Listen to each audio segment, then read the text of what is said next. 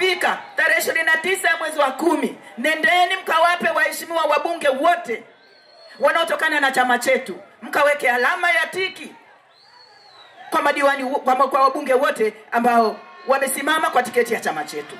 Mheshimiwa Rais ni lazima awe na msaidizi wake mbunge wa CCM Chacha. Kazi hiyo itasimamiwa sasa na mheshimiwa mbunge wa Chacha na waheshimiwa madiwani watasimamia utekelezaji wa kuhakikisha wanawake, vijana na wenye ulemavu wanapata fedha hizo ili waweze sasa kujiinua kiuchumi. CCM oye! Kwa msingi huo, mpeni kura Chacha ili aweze kwenda sasa kuisimamia ilani hiyo.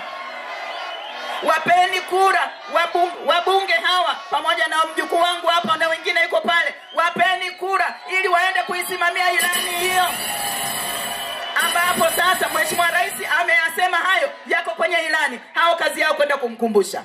Mkimpa hawako mbali na Mheshimiwa Rais. Wataongea ndani ya bunge, kama ndani ya bunge hawajawasikiliza, watatoka wanampigia simu Ikulu moja kwa moja, wanaenda kuonana na Dr. Samia Suluhu.